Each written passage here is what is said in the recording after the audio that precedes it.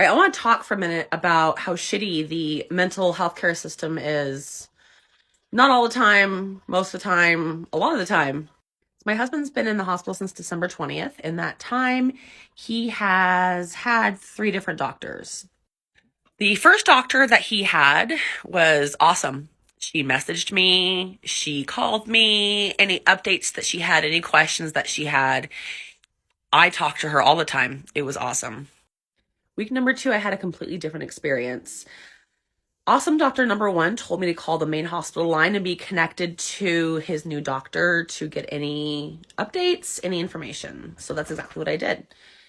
When I called the main hospital line, they gave me her number and said, call her. So I did. So I called her and she didn't answer, which is fine. And I immediately got a text afterwards asking who I was and how I got her personal number. So I told her who I was and why I was messaging her and let her know I had some questions and to please call me. She never did. So a couple hours later, I called the hospital, asked to be connected to her. They said she was busy. They would send her a message to call me back, and she never did. So this goes on a couple more times throughout the day as I knew he was getting discharged soon, and I had some questions, and she never called me back. Fast forward to the next day, and I got a text from her saying that she was changing his medication and that he would be discharged the next day. And that was it. So John's been on the same medication for the past 3 years. So I had some questions. What medication were they changing him to? How often did he have to take it? When was the last time he was going to take it before he got discharged? Were they going to give it to him or do I needed to give it to him? What were these side effects? Is he going to have issues sleeping? Is he going to sleep too much? Is he going to eat a bunch? Is he going to yell and scream out of nowhere? I have questions. So I proceed to text her my questions, and then this happens.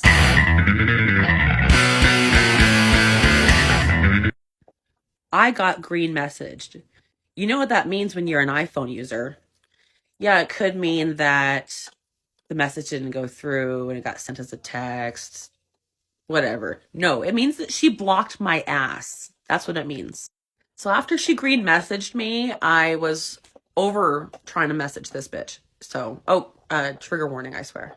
So nobody called me from the hospital, but that's fine. I was talking to John and I knew that he was getting discharged the next day. So I was just waiting for the phone call to pick him up from the hospital. And instead, I got a phone call saying that he had already been discharged and he was waiting to be picked up. When I picked him up, he was waiting on the side of the road. He was already discharged, already out of the hospital, done and done. Next. These people were in such a rush to discharge him that they just started filling shit out on his paperwork. Under family involvement, it said patient refused. John said that he was actually asking for me to be there while he got discharged because he was having a hard time remembering his medications and needed help. No one ever called me. But here's the kicker. I'm continuing to read through his discharge paperwork to, piece shit together since I had no idea when the last time he took medication was, what medication he needed to take, because he got sent home with 5. Remember, he only used to take 1. He came home with 5. So I had to piece it together and try and figure out what he had to take and when and why and all that jazz. Going through his paperwork, it said that they spoke to his wife on December 27th, which was the day before, to discuss any weapons that he might have. And it said, under quotes, wife says that weapons are all secure. Nobody called me. This is not my first rodeo with him being hospitalized. This is not my first rodeo with him coming home from the hospital. I already know that weapons need to be secure. He doesn't have any shotguns. He doesn't have any kind of firearms whatsoever, but he does have a bunch of knives and a bow and arrow. But he usually sleeps for the first few weeks, so I'm not concerned about that. But I still do secure them because I already know, But damn, imagine had I not known that. Imagine had this been a much more serious situation. That could have been really bad. And they just filled it out.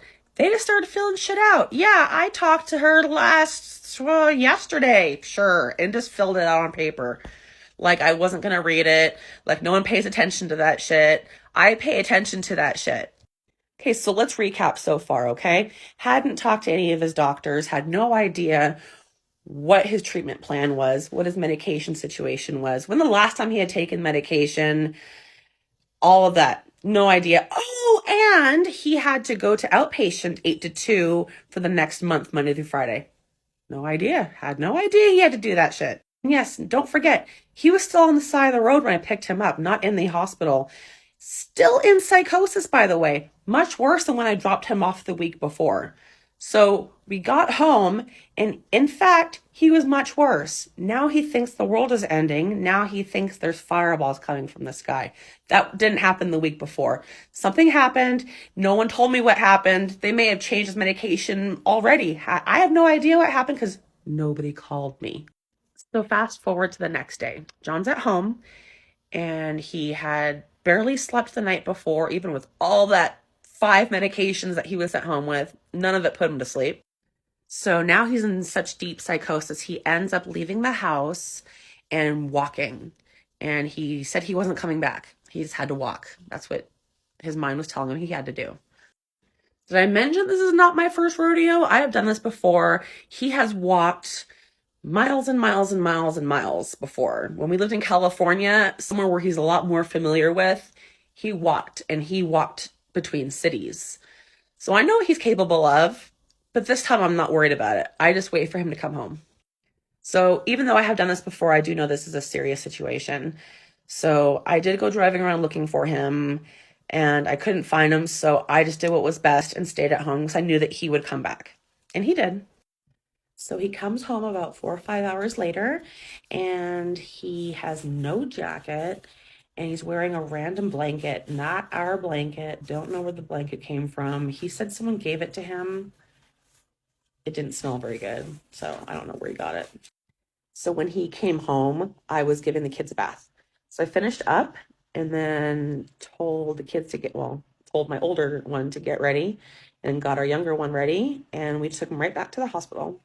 So I actually got a call from the representative of the hospital that he was staying at earlier in that day because I had complained so hard and so loud that someone heard me. So I actually got a call from the representative at the hospital and took my entire complaint. And she said she was going to open an investigation. I would get a mail in 30 days to my house on a resolution, all that jazz. Oh, I'm getting a phone call. That was his doctor.